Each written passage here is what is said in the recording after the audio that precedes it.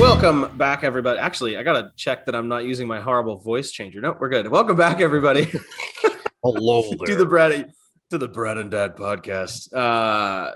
We're here to talk about nerd stuff. My name is Brad. Not. Oh my gosh, I've perjured myself. You are not Brad. But Sorry. I am Dad. You know what? It's been so long. I don't even know who I am anymore. I've become the mask. I'm hitting the bottle hard today. It's Five Alive. Five Alive. Tropical citrus. Yeah, I feel like I used to. Is it Five Alive or was it Fruitopia? But there was the one that always left you feeling with the gritty teeth, and I was just like, oh. Yeah, that would be Fruitopia. That was Fruitopia. Yeah, that stuff felt like it was eating the inside of my mouth. It was like we were both. I skipped the straw too in these things now because I was gonna say that's not still free. But at a certain point, like you're just crushing it in your hand, so it's just it's like a jet stream. They should do like Gatorade juice boxes so that athletes can do that. And they just do idea. Gatorade juice box. Oops, I'm just pressing buttons here. Anyway, yeah, we're here to talk about some nerd stuff. We got a bunch of news. E3 was occurred in between recordings of this and last week. So I'll talk about that. We have, of course, Loki episode 2. That's our big centerpiece. We got to talk about the latest Marvel show and its implications going forward. So that'll be spoilers. That'll be right off the bat here too. So you'll be able to skip ahead if you would like. But yeah, full spoilers.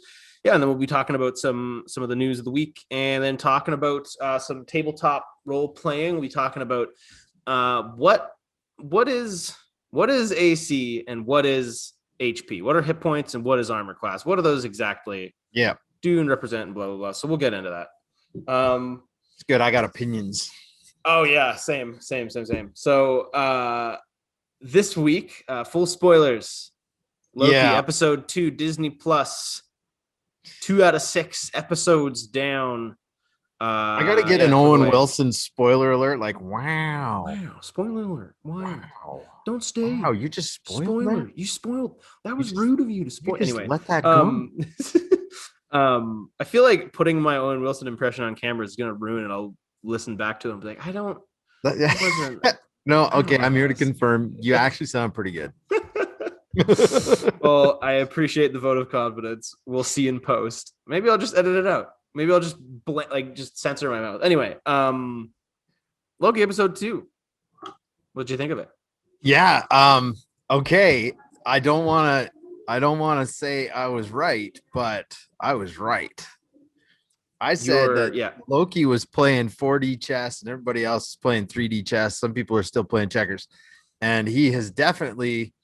I think 2 things happened that I really loved. One is that he's clearly been thinking a few steps ahead. And 2, he is clearly still Loki, the opportunist. Mm-hmm. And he is seizing on it fully. So, it was fun. It was a little confusing through the middle parts, just where there was another assassination attempt and stuff. But yeah, I think when the last 10 minutes of the episode were like, that's where it really started to happen. Yeah. The timeline branching and the way they broke it, like I don't know who this villain is. Right. Yeah. When you say assassination, am I just blanking? What do you mean not but the when he took out the one officer there at the Renaissance Fair. Oh, I see. Yeah. It was like the end of last episode where a squad gets ambushed and another ambush. That's right. I see. Yeah. Fair. So this new villain, and there's a whole bunch of stuff flying around. So there's 2 villains it could be. I think that it's 2 comics characters that have been mashed into one because of the MCU and they change things around. Simplifying. So in the comics, the standard concept and the character design is this is Lady Loki. At a certain point in the comics, Loki is reincarnated as a woman, and the broken horn and just the whole look is 100% like 1-to-1 this Lady Loki. I'm not totally clear on what she does in the comics, but I don't think it has anything to do with time travel specifically. But I do think that's clearly who the character is supposed to be inspired by. However, some of the dubs and some of the like credits listed her as Sylvie, which is the name of the Enchantress in the comics, who's another kind of Asgard Loki associated character. So would either of them be considered Loki variants, like from the comics, or not in the sense that the show sets it up, like at the alternate versions, like the Lady Loki in the comics is or was Loki, right? And just like reincarnated, right? But the idea here, I believe, I think they're combining the characters. So because Enchantress again, like, and then Lady Loki, we're seeing her use enchantment magic on people, like to possess and jump bodies, which was really cool. That was sweet. And didn't want to be called Loki, like was kind of like opposed to that name. So I saw some people speculating that this isn't a Loki variant at all, and it's just Enchantress. I don't think that's the case. I don't think they would go through this much trouble to set, like, the TVA knows how to track. There's no reason why they would have assumed she's a Loki variant if she's not. Like, it would feel like a weird, like, yeah. But I think the thing that cinches it, one of the files Loki's looking through during his whole like search, has what looks like her file, the variants file. Yes, and it lists her as Sylvie Laufey's daughter. Like I don't know exactly. I feel like there's a, I don't want to say it's like Scandinavian or Slavic, but like Dottir daughter. So just is that it's Nordic, Nordic, sorry, right, because they're Norse gods. Because he's Loki Laufeyson. And so this variant is Sylvie Laufey's daughter. And I think, or presumably anyway, I think the idea then is that she's not Loki in the sense, because he's only called Loki because he was raised by Odin. Right. If he was raised by the Frost Giants, he probably would have been called something else. Interesting. So I think she is a Loki variant, but her name isn't Loki. Right. And that's probably why. And then I think they're combining the origins of the Enchantress and the Loki, because they look very similar in the comics, and it wouldn't make sense to introduce them separately. So I think they're combining the characters. Cool. Okay. But I don't think she's a villain. No. I think that next episode we'll find out for sure, but bombing the sacred timeline seems like a big deal. And it is. It was super cool. Oh my gosh. Like, I didn't think they were going to pull that trigger. It was awesome. This early. Yeah. But I think that we've had enough doubt cast on the timekeepers as these arbiters of whatever. I have a sense that the timekeepers are not real in some sense, that it's a bit of propaganda. Either they're dead, or it's just like Kang or someone like man manipulating it all. Yeah. But regardless of what their plans were, Sylvie is throwing those out the window. So I think it'll be really cool to have the rest of the show to explore that. Yeah. Did you catch some of the names scrolling by on that TV at the end, by the way? No, I didn't. There's some crazy ones in there. Yeah. There was we had like Vormir, like the Soulstone kind of castle area, the whole mountain. Okay. Like in the year 2300, there's like New York in the 40s, Ego, the Living Planet, Xandar, like all kinds of, like, I don't know what is getting changed at those places, but part of me wonders if that'll be like the What If show, as if some of those are tie-ins. And the reason we have those alternate histories is because of is because of these bombs. I really loved how Loki's developing. Like, there's more texture to him. He's super smart. Yeah. Like when he figured out the timeline at Pompeii with the volcano and stuff. Hiding in the apocalypse. Do whatever you want because the apocalypse timelines and stuff. It was just cool to see. He's a super cool character. I really like it. Yeah. And I like, to your point, just like the fact that he's manipulating people.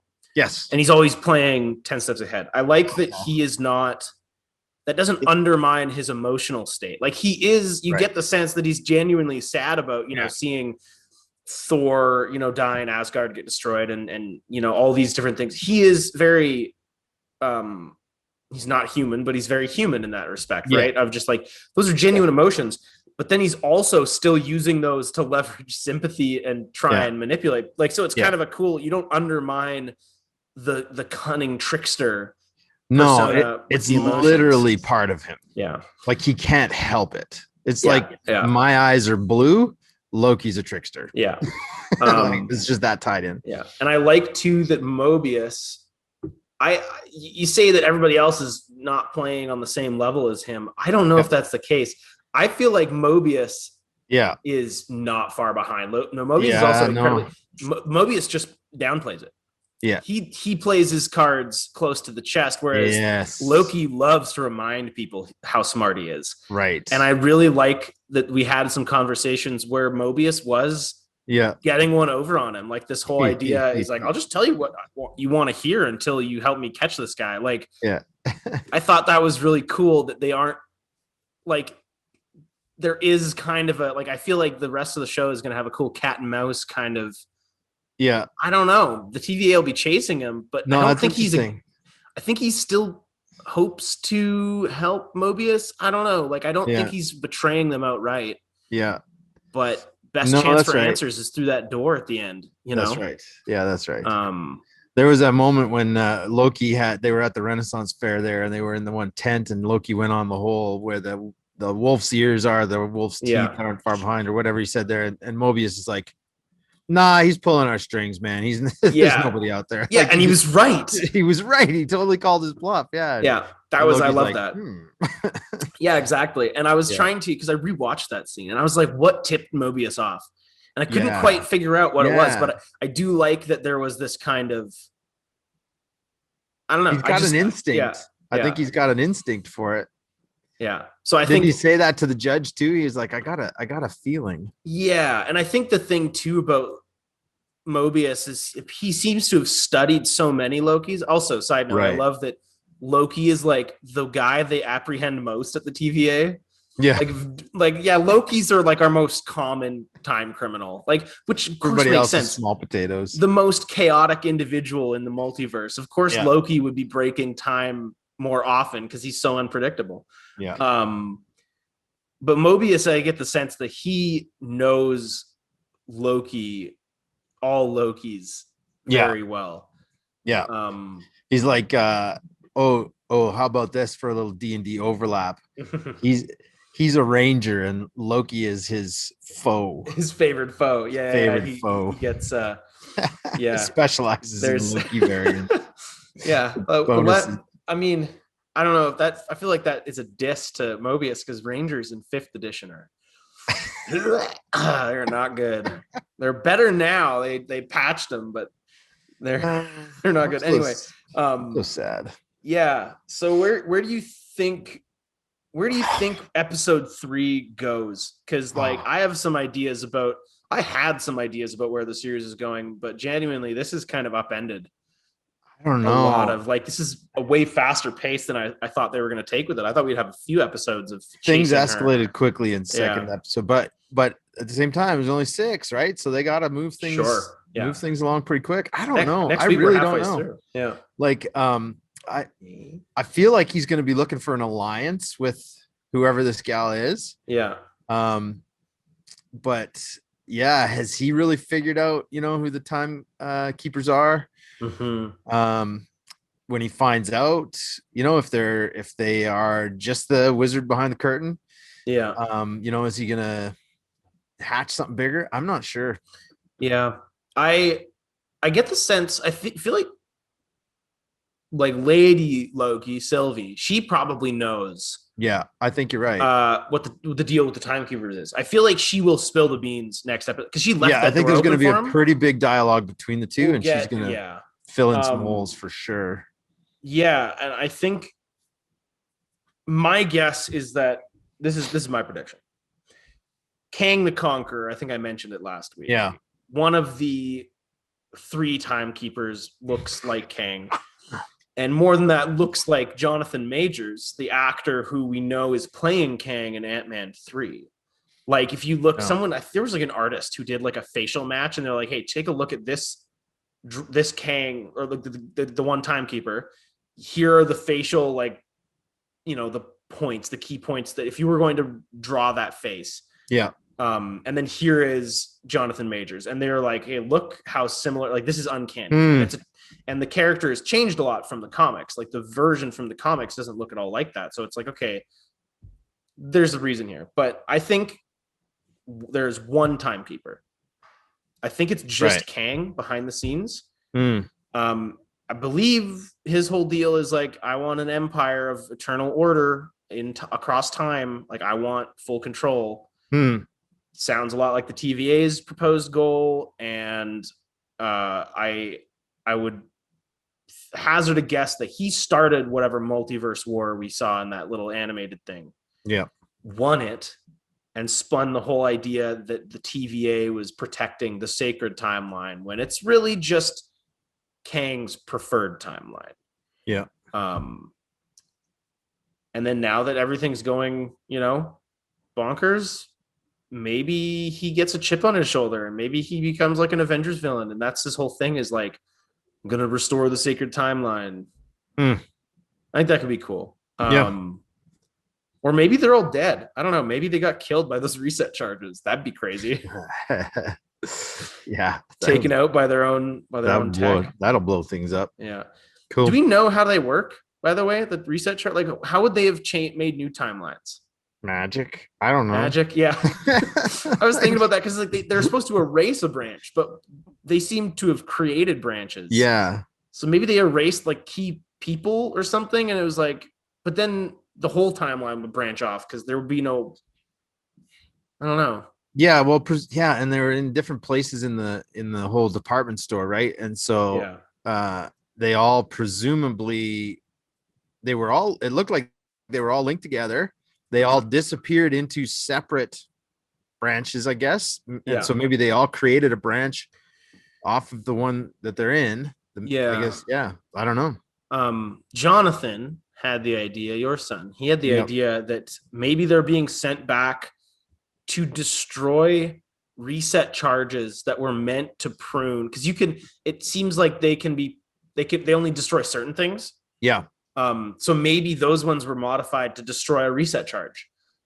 And so like every time all the little branches are branches they clipped once before. Yeah. So I don't know how that would work, but the idea that because those branches don't exist anymore. They don't exist anymore, but could you use a charge to destroy that kind of breaks the way that they were using the logic. But I like the idea that they were just there to unclip timelines that had previously been clipped. Yeah. Like there's like a little bud, on the sacred timeline, like that little decision point. Yeah. You can maybe that's what it is the reset charge, like second before it destroys itself, after clipping that whole timeline, it like walks it back and then it gets wiped out by one of the supermarket reset charges, which allows that timeline to then continue growing again. I don't know. That's kind of timey-wimey weird, but I like it. That'd be cool. Sure.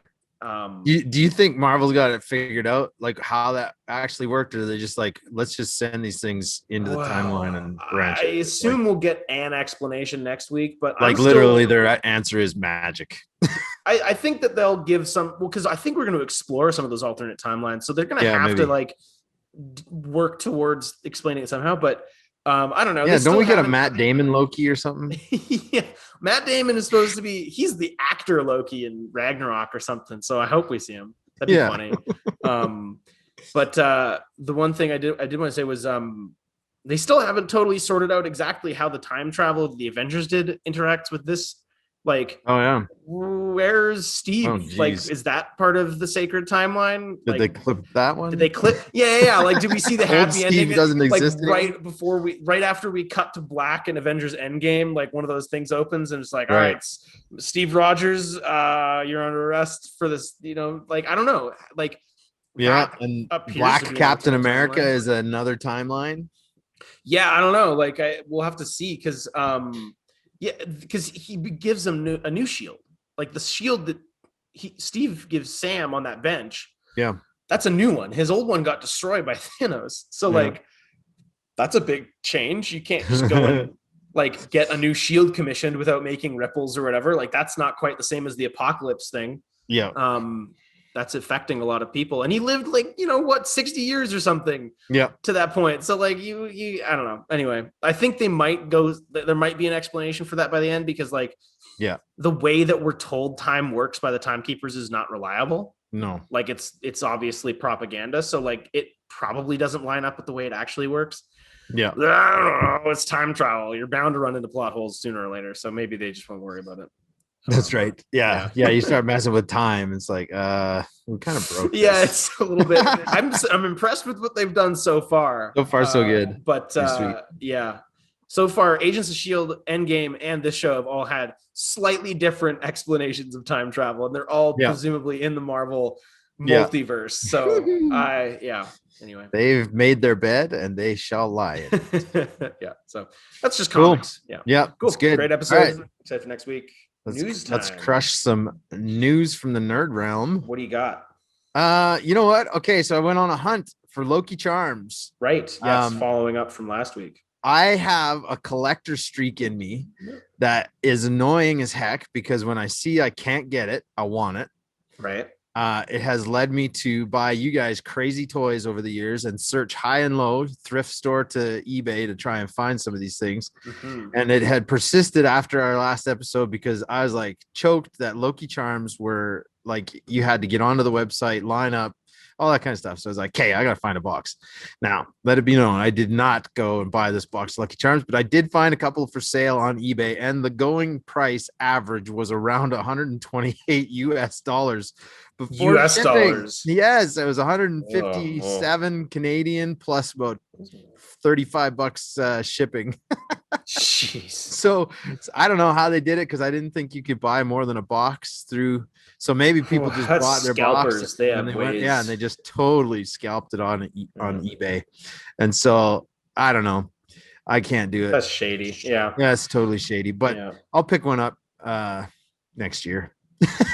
Yeah, once the scalpers somebody out of steam and totally. I don't know, man. 3,500 is not many. That's some. I feel like, not when you're talking about the size of the MCU family, like seriously. I don't know the amount of Lucky Charms fanboys, that Venn diagram with Marvel. I feel like you have a smaller subsection of the Marvel fan base. I feel like you're not getting the however billion many people watch Endgame, but I'm not surprised. I think you had said like right after recording last week that you had it had started at like, what was it, 80? Yeah. There was some that were buy it nows, and they were already like, they didn't even bother the auction. They just went for $130, $140 buy it nows. Yeah. Some were auctioning, and they would have ended up in that 150 range too. 120 to 150. So crazy talk. People got too much money. Except if that box, it was like GI Joe Lucky Charms, I'd be all over it. You'd be all over it. Yeah. I had one other thing before we turn it over to sort of the big news item. Mm-hmm. The first reactions to Black Widow, where people got first passes. They got to see some screenings. And the biggest comment that I saw across the headlines was, it's Marvel meets James Bond. Okay. Which sounds like a ton of fun, but I didn't see a single review that was critical or panning the release at all. Who got a lot of love is the character Yelena. Yelena. Florence Pugh. Yeah, that's right. Character? Is it Pugh? Yeah. I was going to say Puff, I think Poof, I think it's Pugh. But she was really hailed as a great second. I looked into it a little bit. I didn't know anything about her character, but she was actually in the comics more of a competitor for Black Widow, for Natasha. But it sounds more like, from at least these first reactions, they are a bit of a sisterhood and kind of teamed up. So we'll see. I had seen people had speculated that she is going to live through the movie and then be the new Black Widow. Yeah, that's I did see a little bit of that too, which wouldn't surprise me, as far as like, because if that's what people are talking about consistently, that's they're probably setting the character up for some more if she gets that kind of prominence. But I mean, that's good. And James Bond is a appropriate tone for this kind of, it's a spy thriller sort of thing. And goodness knows we're not getting the actual James Bond for another few months. They keep delaying that one. There's no time to release, more like no time to die. So I mean, it totally solidifies my plan to go see Snake Eyes and Black Widow. It does not affect your plans. What a great plan that is. Okay, why don't you hit it, and then we got news from E3, and then I got one last little tidbit. Yeah, sure. So E3 happened. It was kind of, not a full swing E3 compared to what, like, growing up, that was like, I loved E3 and it was huge. It was, everybody was there. Doesn't happen as much. Sony wasn't there. EA wasn't there. They're doing their own little show like in a couple weeks still. Like they're kind of doing a separate thing.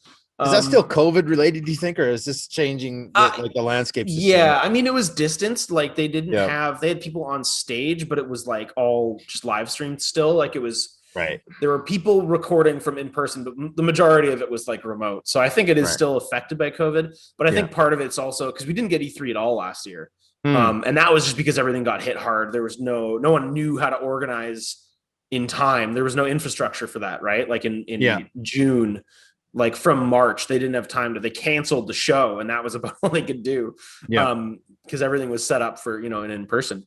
So this year they had enough time to do some infrastructure, but we got Ubisoft, we got Xbox, and we got Nintendo were the big ones.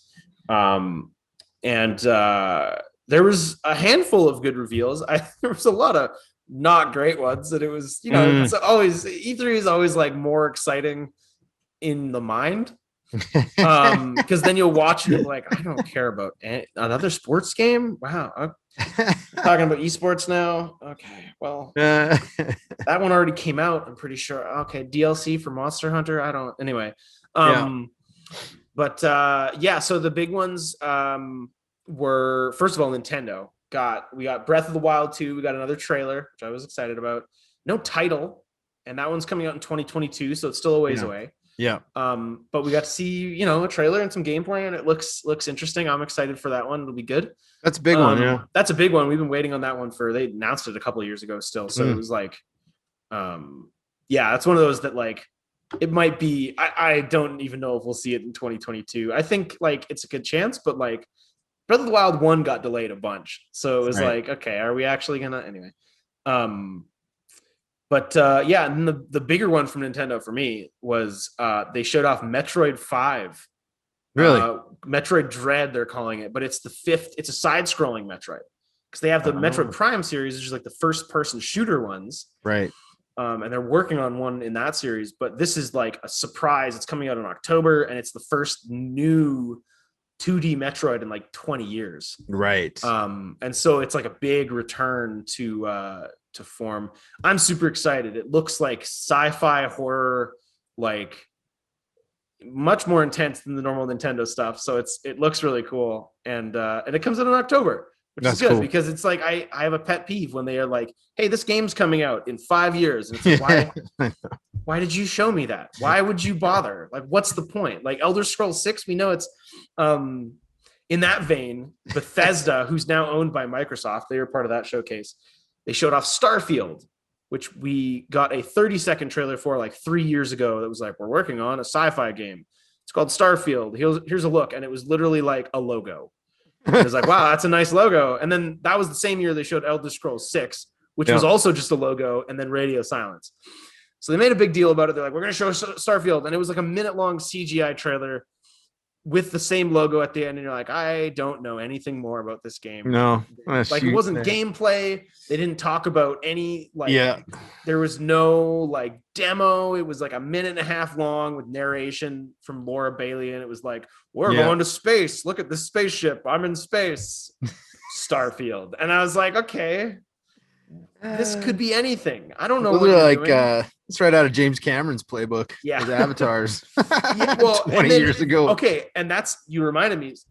Ubisoft announced Avatar: Frontiers of Pandora, which is an open world game about Pandora, about Avatar, James Cameron's Avatar. Interesting. And so me and Michael were talking about it. Your son, we were talking about Avatar, and we were like, what why is it taking so long?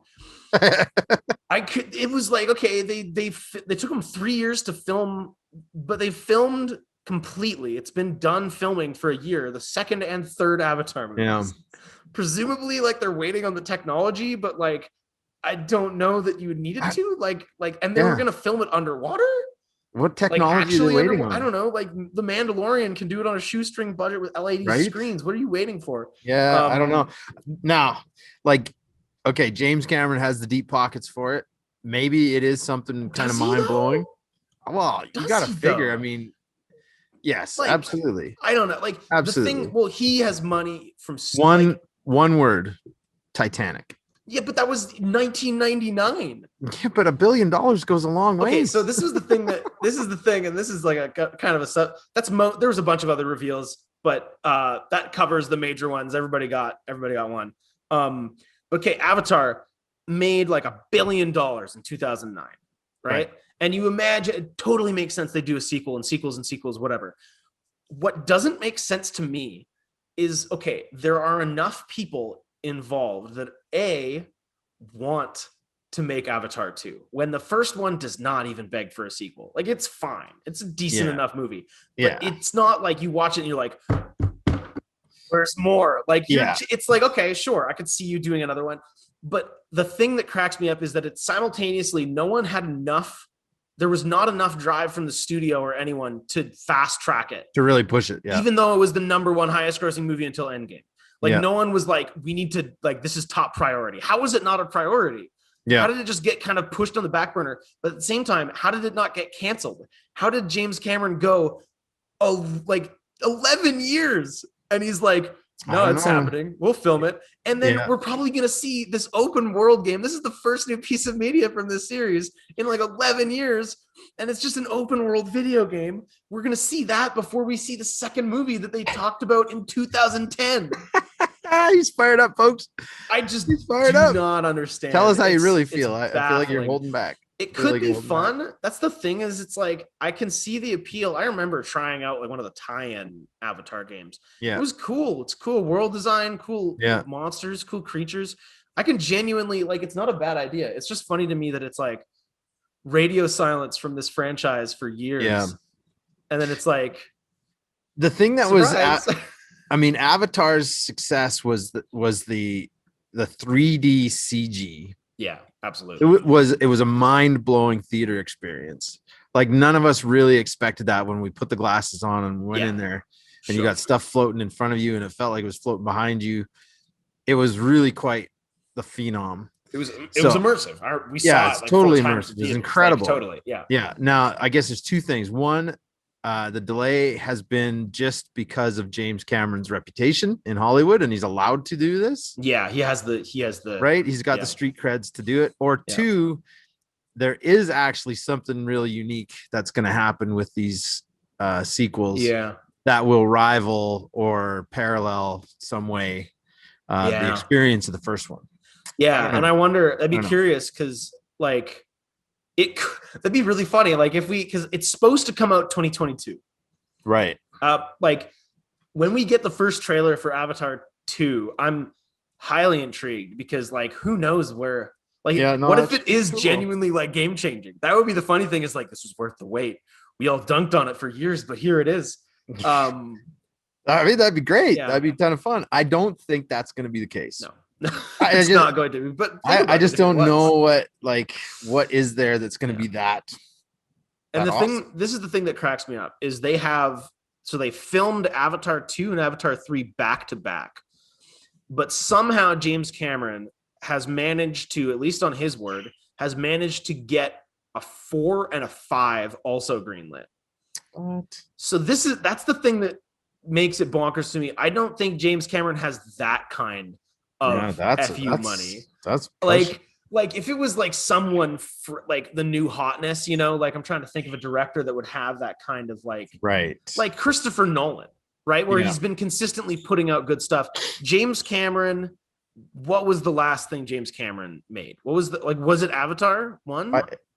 I can't think of anything beyond that. Because I feel like his reputation must have not degraded. This stuff hasn't gotten worse, but yeah, studios follow the money, and Avatar is an 11-year-old franchise with no movement. No, he's known as his IMDb, literally all filmography. What's his most recent directing job? Okay, so IMDb floods his directing with Avatar 2 in 2022, Avatar 3 in 2024, Avatar 4 in 2026, and Avatar 5 in 2028. I don't think humanity will be around by then. He helped direct what looks like interactive, one of those like CGI like roller coaster things for Avatar in 2016. So that's what he's been that's where his effort was going. He couldn't work on projects. The last thing he directed was Avatar in 2009. Yeah. So like I don't quite get, that's a level of dedication from the studio. Maybe the only reason he was able to is because he kept pointing to that highest grossing movie of all time number. Right. Every time they were like, we're gonna can this, and he was like, yeah, but look. Whose name do you see up there? And then he had to start fast tracking it when Endgame dethroned it. He was like, oh shoot! Yeah, time to go. It's time to go. Gotta get going. He's calling up Zoe Saldana and Sam Worthington. He's like, Sam, have you worked since Wrath of the Titans? No. Okay, I got work for you. It's underwater, so you'll need to hold your breath. Oh, Gamora. Yeah, I know you played Gamora, but she died, right? I watched that movie. We all did. It dethroned my movie. We need to go. Anyway, yeah. So anyway, that was E3 news.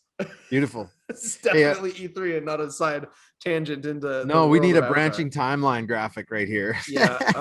TVA's here for me. Sorry, I was supposed to. Yeah, you created a variant. Yeah. You know what? I just had one other thing, and it was only because I was browsing our Twitter at Brad and Dad podcast on Twitter, and I follow just a handful of D&D accounts, some 80s toys, some all the Marvel stuff, but these guys I picked up at our role playing, and you can see the graphics there, role playing. They've got this one, they're really big on. Now, just to be clear, this is probably considered a mature follow. I wouldn't necessarily recommend it for your kids if you guys are watching it with kids, but they've got these poopy character ideas and poopy campaign ideas, and they're 100% original. They're a ton of fun, and their fans jump in and they help create them as well. And it's just a fun follow. This one here, an artificer who's trying to create the most scientifically delicious food ever, and they travel with the party to find rare and dangerous ingredients. I actually tweeted these guys. They had one out the other day, and I was like, guys, these are actually not bad at all. These are really funny. Yeah, I can make a character out of that. I can see that. That's awesome. This, there's a feat in Tash's Cauldron of everything. You can be a chef. You can make exactly right. Stuff. And so some of them are really tongue in cheek and very funny, and some of them are like, that would be a ton of fun to play. Great. So anyway, it's a great follow. Maybe that's a separate feature, some good follows of the week or something like that. But that wraps up news from the nerd realm. Yeah, absolutely. Let's push into table talk. So we, like every week, we just kind of like throw stuff at the wall for like, what can we chat about on the game table? And this one just came up in my mind because there is just the standard like explanation of hit points. They just represent how much damage or something that a character can take before they fall unconscious or die. Mm-hmm. I'm sure I'm not into like going over all of the forums and everything else and the threads and the tweets about, the debate, but the general idea, that's kind of how hit points work. But knowing just a little bit about like how the body works, like how you shut the body off with, a pen, like the damage you could do with just a pen. Like, how does 121 hit points work for a character that you could just sever their jugular and it's over? Now you can deal with it like it's a critical hit, but it doesn't kind of cover like just the basics of human fragility. Like, it doesn't matter how tough, muscular, sturdy you are. like you get hit in the right place, it's lights out. It's not just like you're wounded, you miss a turn or anything like that. It's like game you're over. Gone. You're done. Yeah. And then of course AC comes into the whole thing. It's like you've got your armor class based on what you're wearing and protecting you, and then you have like the natural the dexterity related armor class. That one makes more sense just in terms of like, okay, if I'm more dexterous, I can avoid, I can shank, I can shift, all that kind of stuff, slip and dodge. You watch I'm a big UFC fan. You watch experienced martial artists slip punches and kicks where they've got head movement that is like right out of the Matrix. And it makes sense. Suddenly it's like, that's what dexterous AC means. Hit points has always kind of stymied me in terms of like what is the difference between a 6 hit point level 1 and 121 hit point level 20, and how quickly they could just both die, crushed by a boulder. Sure. Like they are like, that's the great equalizer, right? Smashed by something falling from the sky. Well, the idea that like it makes sense that a dragon would have 200 hit points, right? You can imagine that because it's this gargantuan creature. Yeah. But then your barbarian on the front line at level 20 has 200 something hit points, and it's like, okay, he gets hit by a tail or a claw attack or whatever. How is his head not? He's somehow more durable than I think, and this is something that's very specific out of 5th edition, that is probably not present in some of the ones that you're more familiar with. But 5th edition really plays like a superhero game. Yes. Especially past like anything past level 3.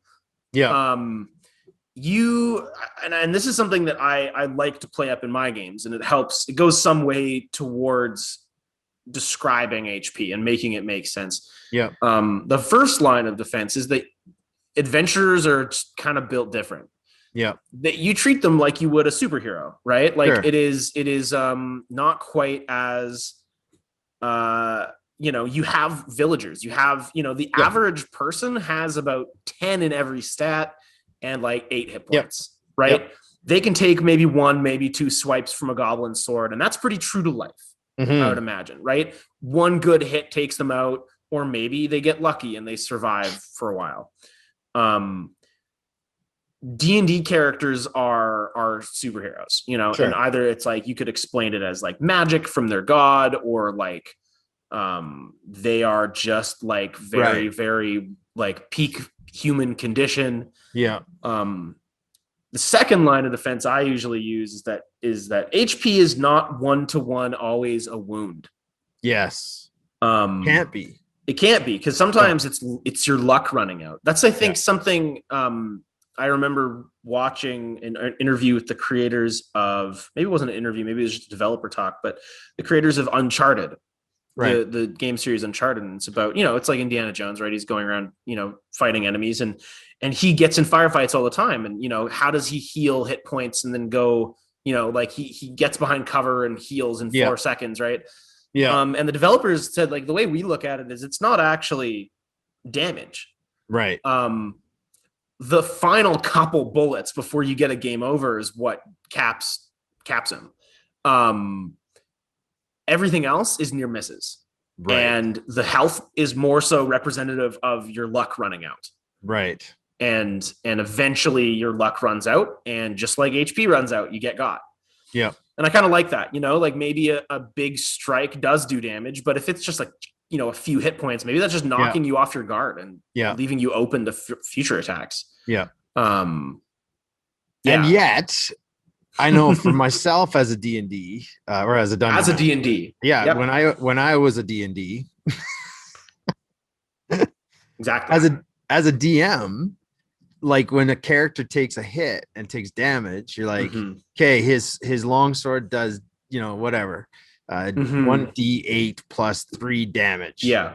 Okay. And then you're like, or you describe it as like his longsword shanks off your arm and numbs it temporarily, and then you lose 6 hit points or whatever. Yeah. We typically describe losing hit points as taking damage. Yeah. And no, exactly. Yeah. And you're right. It's not accurate. It has to be more than that. So there was one thing I tried. This was quite some time ago. It was way before 5th edition. It was probably even late into advanced Dungeons and Dragons 2nd edition before the switch over, but when they still used THACO. We're not even going to get into THACO today. I don't. Are we though? Aren't we? We should talk about that. I have opinions, yeah. But the idea that every character, based on race, based on constitution, had a base human physical hit points. Yeah.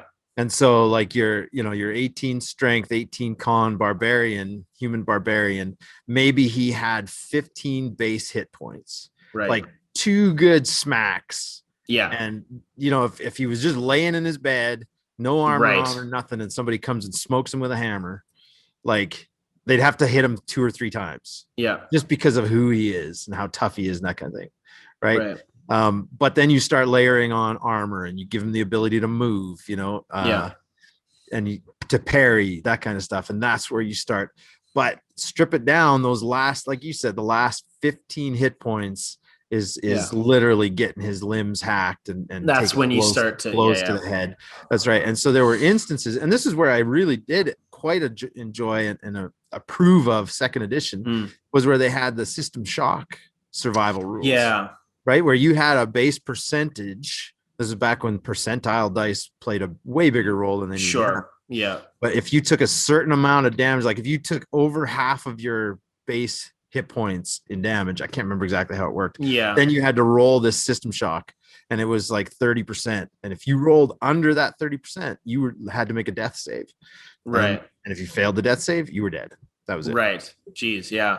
Because there was that meat grinder attitude. Like D&D was not really about, we're going to get together and tell you want to be a hero? You got to earn it. Yeah. It was kind of like you keep throwing characters at the wall until one of them survives. You made it. You pile them onto the base of the wall, and eventually one of them climbs up all over the bodies and steps over the heads, which is definitely a way you can play it. It's just, like D&D is pivoted to be much more lenient.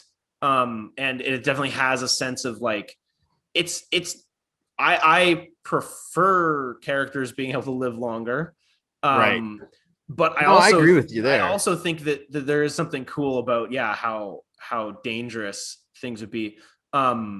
First level, you definitely have some of those kind of like, because if you go below your maximum hit points, so if you have 9 hit points, and you get hit for 18 damage, you drop to -9, you're gone. That's right. And no death saves or anything. You don't even go unconscious. You're just out, which happens not often unless you throw like a CR4 monster at your players, which is something I did. And didn't realize it.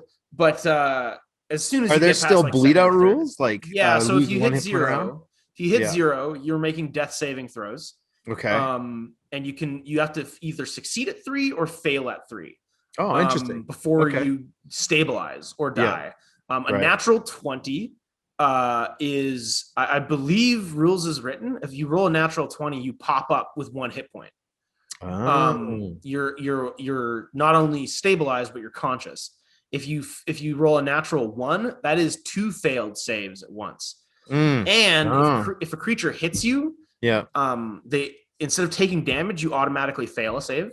Right. Where that gets dangerous is you're incapacitated while rolling saves, which means that if someone comes up into melee with you and makes an attack against you, they have advantage. So they roll 2 dice and they take the better. And if they hit, it's an automatical critical because you're incapacitated. Yes. A critical hit is 2 death saves.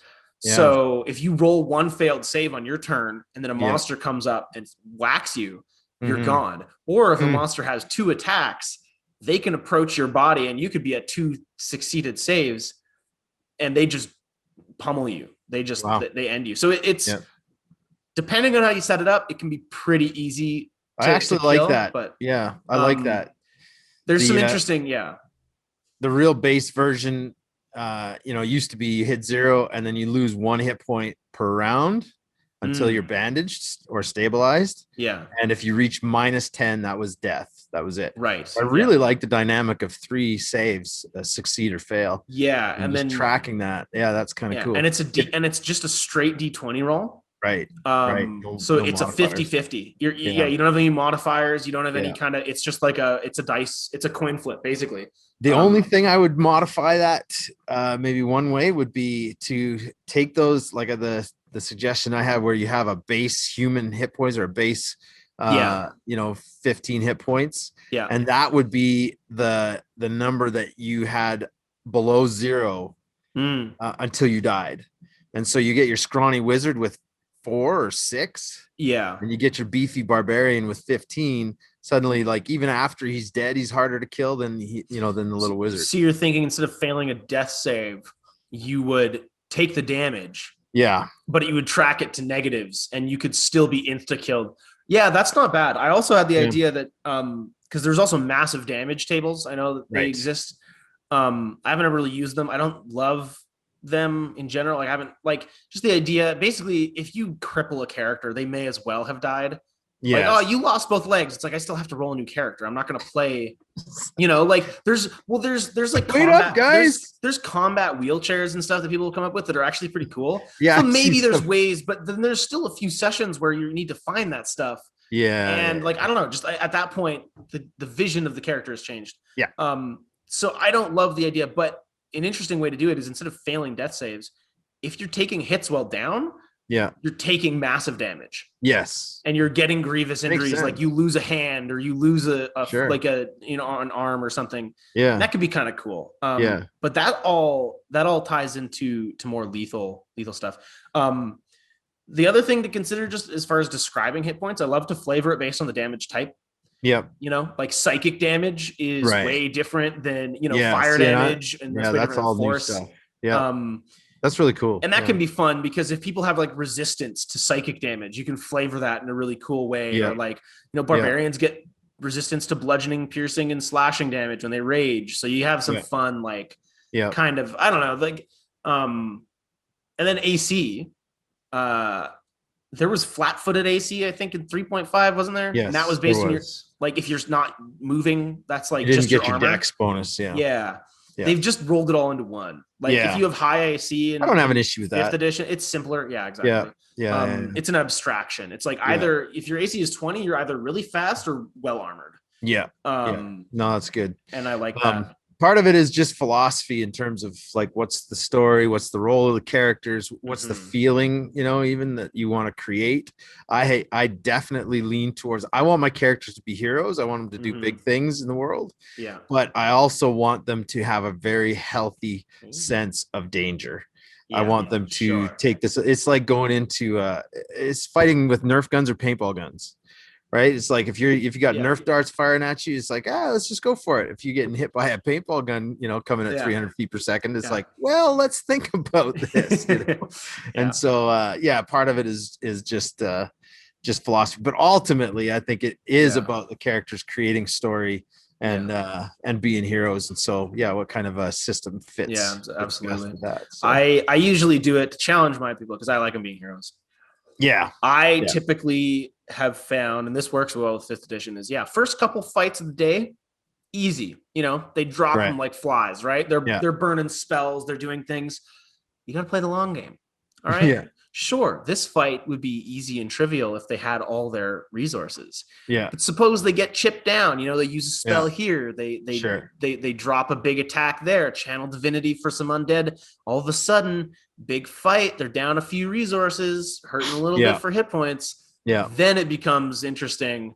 And especially if you make rests consequential. That's a kind of a separate discussion, but if you can make it meaningful, like, hey, we need to take 8 hours to do this. But if we do that, like, I had a moral dilemma for my characters where they had to choose between, well, luckily they were able to finagle something, but there was a dragon coming for the towns and they were pretty much empty and they needed to find a way. They managed to find a way to get a rest in before it arrived, but they had to sacrifice a couple towns because they needed the rest. And so there was this kind of dilemma of, do we go after the dragon at empty and potentially die, or do we rest? Yeah. And so there was a consequence to it. It's not just because once you have superheroes in the mix, you can't have death be the only consequence. I think that's a thing that maybe you can tie it all in with HP and AC and stuff, is regardless of how you flavor it, make it meaningful.